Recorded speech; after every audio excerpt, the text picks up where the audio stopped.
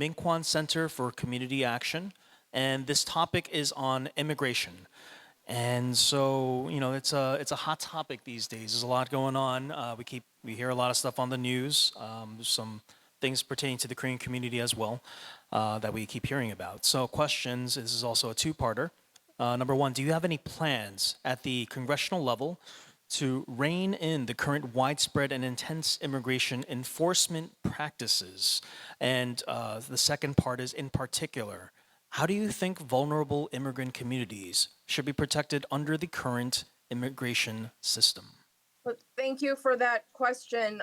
This is an issue that has and is impacting the Asian American and the Korean American community as well. You may have heard of some of the more high profile cases of immigrants who have been detained, immigrants who have literally served our country.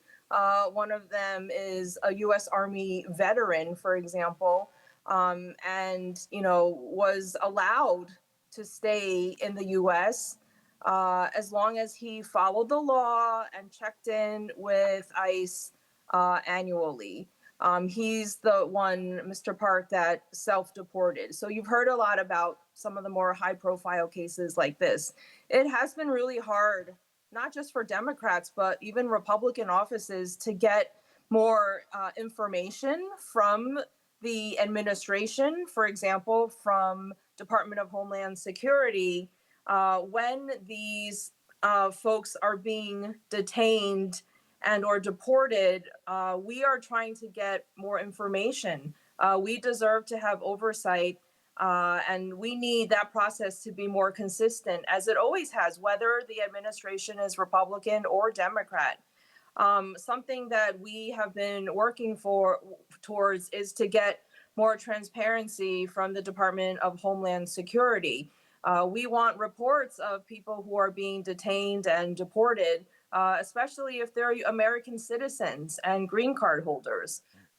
Recently, I introduced a piece of legislation to try to rein in and to make more fair the process of law enforcement and detention practices. In America, law enforcement officers of all sorts wear badges and they have ID numbers. Everyone from the NYPD to IRS agents to FBI agents, they all wear badges with an identification and sometimes a name. So all my bill does is to ask that ICE officers also wear that same type of badge, because we want to make sure that they are being identified. This not only protects the people who are being detained, because you don't know if someone is actually a law enforcement officer, or it could just be a bad guy trying to kidnap you in front of your family.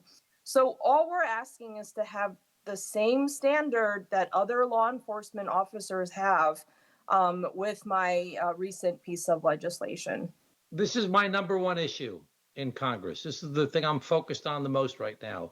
My father was born in Italy, came to the United States as a young boy, lived a great American success story.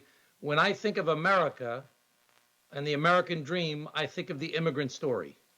That's why I've got such a good relationship with the Korean American community, for example. I see my family story in your family story. It's the exact same thing. Hard work, education, family, just trying to move your family ahead and your community ahead. And, we all saw the people streaming over the border last year in the campaign and on television, and nobody liked that. Anybody who said that's okay, doesn't know what they're talking about.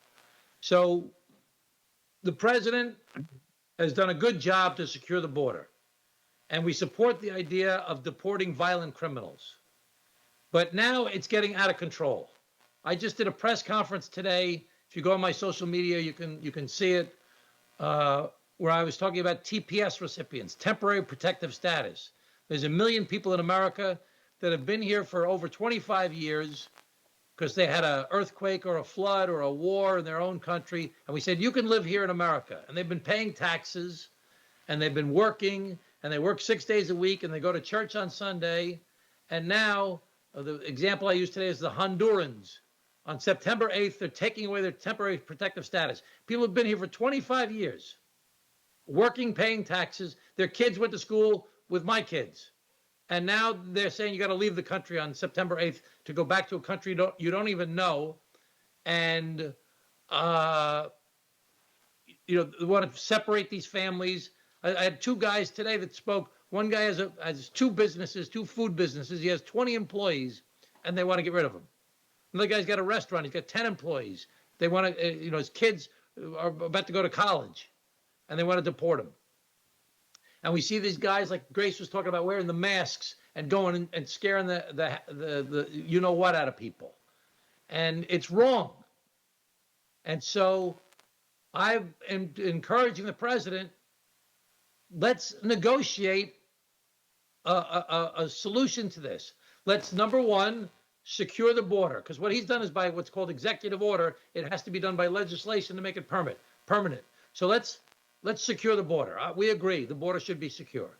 Number two, let's fix the broken asylum people that are trying to game the system. It's why the system was so overwhelmed, because people were abusing the system.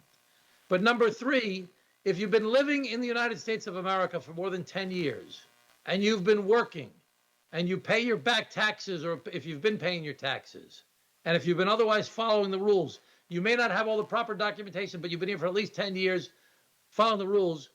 Let's figure out a way not to get citizenship, but at least to have work authorization so you can pay the taxes and you don't break up all these families in the process. So we don't want people jumping ahead in line. We don't want people getting ahead of other people. But we've got to try and, I mean, I've met with some Korean businesses, for example. They want to try and get more visas to bring Korean-speaking people to America to work in their businesses, but they can't get the visas. Let's fix the border. Let's fix the broken asylum system, and let's give people a chance for legal immigration and legal work that treats them like human beings in the process. And so what we're starting to see now is it was a good idea that started, let's secure the border, but now it's being very callously applied and ripping families apart. And a lot of otherwise innocent people are getting caught up in the middle of this. And that's not right. So let's get back to our basic values. Let's build a coalition of business, badges, law enforcement, and the Bible, where we say, this is good for the economy, this is good for law enforcement, and this is good that we treat people like our fellow neighbors and like human beings. And together we can solve this, but it requires people to use their heads and be smart and work together and stop all this yelling and screaming.